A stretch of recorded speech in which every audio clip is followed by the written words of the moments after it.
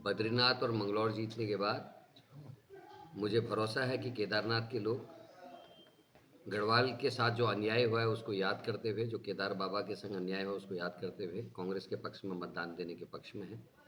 और जागरूकता इतनी मैंने देखी, मैं पूरे कुमाऊं गढ़वाल के दौरे कर रहा हूँ, लेकिन जिस तरीके की जागरूकता महिलाओं में यहाँ देख रहा हूँ, वो अंकिता से लेकर सारी संतरेसा से लेके घटनाओं पे चर्चा कर रही हैं। कब वो पढ़ती हैं, कब देखती हैं, मुझे समझ में नहीं आता। वो महिला शौचालयों की बात कर रही हैं, वो अस्पतालों में डॉक्टर की बात कर रही हैं। वो 5 किलो अनाज पे कल एक महिला बोलने लगी, कहने लगे कि इंदिरा जी के टाइम पे सारे सस्ते गल्ले की दुकानें खुली, यूनिट के हिसाब से गेहूं चावल आटा मिलता था, मिट्टी का तेल चीनी मिलती थी, लेकिन इंदिरा गांधी ने कभी अपनी फोटो नहीं लगाई। भैया 5 किलो दे रहे हैं और फोटो लगाने में ज़्यादा खर्चा कर रही है सरकार। ये महिलाओं के जवाब हैं। तो मैं खुश हूँ कि एक जागरूक नागरिकों के क्षेत्र में ये चुनाव है और मुझे इससे कॉन्फिडेंस बढ़ा है। मेरा कॉन्फिडेंस बढ़ा है कि कांग्रेस के अच्छे कामों को देखते हुए, जो 14 की आपदा के बाद हरीश रावत की सरकार ने जी तोड़ मेहनत करी, और जो हमारे राष्ट्रीय नेता हमारे राहुल गांधी जी ने उस विपदा की घड़ी में केदारनाथ का साथ दिया। देखिए, लोगों ने आना छोड़ दिया था डर के मारे, लेकिन राहुल गांधी आए और गौरीकुंड से लेके केदारनाथ तक पैदल गए और पूरे दुनिया को मैसेज दिया कि केदारनाथ में सब कुछ ठीक है, उत्तराखंड में ठीक है, यात्रा सुचारू चलनी चाहिए। और उसका फायदा हुआ, हमारी यात्रा दोबारा सुचारू चली। और उसका सर्टिफिकेट हमको किसने दिया? रामदेव, जो कांग्रेस की बुराई करते हैं। किसने दिया? उमा भारती, जो बीजेपी की मुख्यमंत्री रही। तो इसमें हमने खुद महिमा मंडित नहीं किया। तो ये लोग जानते हैं, पढ़े लिखे लोग हैं, और मुझे भरोसा है कि इस चुनाव को हम 23 तारीख को जीत। ये शर्मनाक है, और मैं ये कहना चाहता हूँ कि शायद उनकी संज्ञान में नहीं है या ज्ञान की कमी है। आप सब इस बात के गवाह हैं। हम सीतापुर में उस दिन थे और उसी दिन हम लोगों ने यात्रा को स्थगित किया। स्थगित करने के बाद उस अवस्था में, जिस अवस्था में हरीश रावत हैं, वो लगभग 77 ईयर्स के हो गए, उसके बाद भी वो आपदा में राहत कार्य को देखने के लिए गए। आदरणीय गोदियाल जी, आदरणीय यशपाल जी गए। मैं स्वयं अपने जिलाध्यक्ष और अपने साथियों विक्रम नेगी जी साथ में थे। इन्होंने फावड़े, बेलची इत्यादि का इंतजाम भाई विक्रम नेगी जी ने किया। हम खुद गए और वहाँ के वो नौजवान उस बात के गवाह हैं, जो व्यापार संघ के साथी हैं, जो खिचड़ी खिला रहे थे, जो लोगों को पानी पिला रहे थे, जो रस्से दे रहे थे वहाँ के लोगों को मदद करने के लिए। उनकी दुकानें, प्रतिष्ठानों को उसी दौरान तोड़ने का काम धामी सरकार ने किया। सर, हम वहीं थे। ये बीजेपी वाले क्या बोलते हैं क्या नहीं। सीता माता का नाम लेके, राम का नाम लेके सत्ता हत्या ली, लेकिन शंकराचार्य का अपमान, जोशीमठ का अपमान, जोशीमठ की बर्बादी, केदारनाथ की बर्बादी, क्या क्या रोए इनके शासनकाल में। और इन्होंने धारी देवी के संग जिस समय छेड़छाड़ की, उस समय केदार घाटी की इतनी बड़ी आपदा आई। और इस समय शिला लेके गए, उसका दंड मिला, लेकिन दंड निरीह प्राणियों को मिला, उन घोड़े खच्चरों को, गायों को मिला, उन गरीब जो वहाँ के यात्रा कर रहे थे उनको मिला, वहाँ दुकानदारों को मिला। मिलना चाहिए था सत्ता के लोगों को, मिलना चाहिए था सत्ताधारियों को, जिनकी गलती का खामियाजा जो है आम नागरिक उन्हें भोगता है। क्योंकि कहा भी जाता है, राजा जब पाप करता है तो उसका भुगतान वहाँ की जनता को करना पड़ता है। और मैं तो ये कहूँगा कि हमने बचपन से सीखा।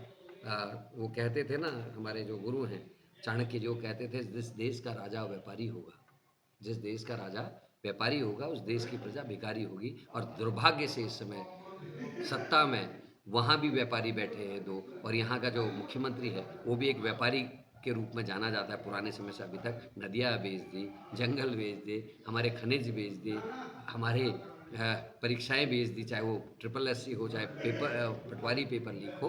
तो दुर्भाग्य है, और हम लोगों का दुर्भाग्य है कि हम ऐसे राज्य में जीवन जी रहे हैं जिसमें हमारे बच्चों का भविष्य अंधकार में है। केदारनाथ का जो राजनीति नहीं कर, हम गलत काम का विरोध कर रहे हैं। और हमारी रोजी रोटी का सवाल भी है। केदारनाथ, बद्रीनाथ और गंगोत्री, यमुनोत्री, हमारे गढ़वाल के लोग 4-5 महीने मेहनत करते हैं और अपने परिवार का भरण पोषण 12 महीने इस यात्रा के भरोसे करते थे। हम राजनीति नहीं कर रहे। पब्लिक की बात उठाना, अगर राजनीति करना है तो कांग्रेस खुशी खुशी हमेशा इस राजनीति को करेगी। अगर लोगों के अस्पताल की बात उठाना, मंदिरों के विस्थापन की बात उठाना, धार्मिक स्थलों का व्यवसायीकरण का विरोध करना अगर राजनीति है, तो कांग्रेस दम ठोक के इस विरोध को करेगी और करती रहेगी। बीजेपी तो कह रही कि वो राजनीति मतलब केदार बाबा को आप बुराड़ी ले जाएं और हम विरोध भी ना करें। मेरे केदार बाबा को ले जाएं, आप कैमरे में फोटो खिंचाएं, मोदी बड़ा दिखे, मेरा केदार भगवान छोटा दिखे, और हम विरोध ना करें। रामलला को लाएंगे, रामलला को ये लाएंगे जो सबको पैदा करता है, सबका पालनहार है, उसको मोदी लाएंगे। ये प्रचार करती है बीजेपी। राजनीति कांग्रेस कर रही है कि बीजेपी कर रही है? सर, एक बात बोलना चाहता हूँ। धर्म की विभिन्न परंपराएं हैं। यहाँ नाथ परंपरा है, यहाँ नागा साधु परंपरा है, या राम की पूजा करने वाले लोगों की अलग परंपराएं हैं और अलग अलग रूप से पूजा पाठ की पद्धति है। और मनोज रावत बहुत बुद्धिजीवी है, उनको मंदिर का परिसर कितना होना चाहिए, उसकी दिशा किस ओर को होनी चाहिए, जल किस ओर को बहना चाहिए, कितनी उसकी छत की लंबाई होनी चाहिए, कितना गर्भगृह होना चाहिए, हर चीज़ का ज्ञान है। अगर वो विस्तार से उनसे पूछेंगे तो आएगा। अब वायरल जो किया है उसमें आधे आगे का अंग काट दिया, आधा पीछे का अंग काट दिया, और बीजेपी ये सब करती रहती है, एक्सपर्ट है साहब। जो बात मोदी ने कही थी आलू और सोने की, वो बात चिपका दी राहुल गांधी पे, उनका आगे और पीछे का वीडियो काट के। और हकीकत में वो बात जो आपके साथियों ने निकाल के दिए, सच्चाई करके एक आता है उसमें यूट्यूब में, उसमें दिखाया कि मोदी ने क्या क्या उसकी बात राहुल गांधी करे तो उन पर चिपका दी, वैसे मनोज राउत पे चिपका रहे। क्योंकि अगर सत्ता ने काम किया होता, सत्ता ने जो बात कही थी वो किया होता, तो इस तरीके की फेक वीडियोस बनाने का, 5 मंत्री को ड्यूटी लगाने का, प्रवासियों को बुलाने का इसकी जरूरत नहीं पड़ती। इनके जो जिला प्रदेश अध्यक्ष हैं, सेंगर इनकी पार्टी का यूपी का, सारे के सारे बलात्कारी और मर्डरर और पेपर लीक करने वाला हाकम सिंह कौन था साहब, इनका जिला पंचायत सदस्य मोरी का। इनके पटवारी पेपर लीक में कौन था, इनका मंगलौर हरिद्वार का मंडल अध्यक्ष। आखिर पेपर लीक, भर्ती घोटाले, बलात्कार, हत्या, सब चीज में बीजेपी क्यों? वो तो कह रहा है हमने सख्त कानून बना दिया। कानून तो निर्भया में भी बना था, क्या बलात्कार रुक गए? कानून बनाने से नहीं होता। बीजेपी को अगर सच में सही करना है, सुशासन लाना है, अपने कार्यकर्ताओं की वर्कशॉप लगानी चाहिए, उनसे कहना चाहिए बलात्कार मत करो, उनसे कहना चाहिए हत्या मत करो, किसी की जमीन में कब्जा मत करो, नदियों में ये जो पोकलैंड और ये डाल के जो खनन कर रहे हैं ये मत करो। ये बीजेपी को अपने कार्यकर्ताओं को ट्रेनिंग दे दे, उत्तराखंड वैसे ही सुधर जाएगा, उत्तराखंड में कोई अपराध नहीं होगा। आप चाहते हैं मारीच ने हे लक्ष्मण मुझे बचाओ कहा और माता सीता का हरण हो गया। आंसू में नहीं जाना है। अगर आंसू बहाने थे मेरी बहन को, अंकिता पे बहाती ना, एक दिन कह देती कि अंकिता को न्याय दो, आप गलत कर रहे हो, मेरी सरकार है। हमने तो अपनी सरकारों के भी विरोध किए हैं और एग्जाम्पल है आप लोग। जिसको आप हमारी लड़ाई कहते हो वो लड़ाई नहीं है, वो स्वच्छ लोकतंत्र है। अगर मैं गलत काम कर रहा हूँ मंत्री रहते हो तो हमारा नेगी जी, विक्रम नेगी जी मुझे टोकने का काम करते हैं, हमारे मनोज नेगी रावत जो है टोकने का काम करते हैं। लेकिन बीजेपी में मूक रहा जाता है।